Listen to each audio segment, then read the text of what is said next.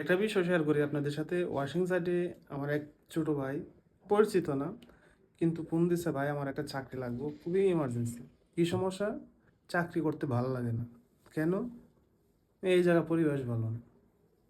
তো পরিবেশটা তো নিজের কাছে, নিজে যদি আপনি ধরে রাখেন এবং কাজটা সঠিকভাবে দেন, বুঝায়, তখন তো আর আপনার চাকরি চেঞ্জ করতে হবে না। ভাই দায়িত্ব নিয়ে কাজ করেন, চাকরি চেঞ্জ করা লাগবে না কোনো সময়, কারণ এটা সবার মধ্যেই থাকা উচিত।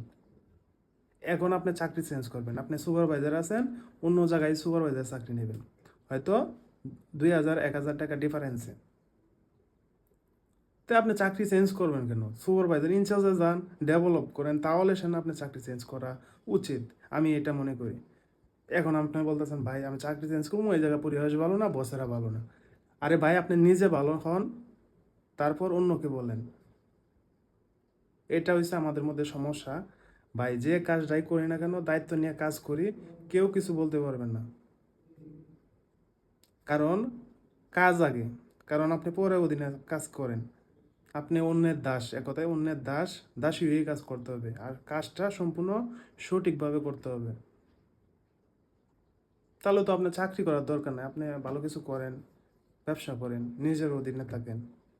কোনো বিষয়ে আপনার ভালো লাগে না, চাকরি করতে মন ভয় না, 2 দিন পরে পরে চাকরি চেঞ্জ করেন। ভাই আপনি নিজের কাজটা গুছিয়ে করার চেষ্টা করেন, কোনো দিন আপনার চাকরি চেঞ্জ করা লাগবে না।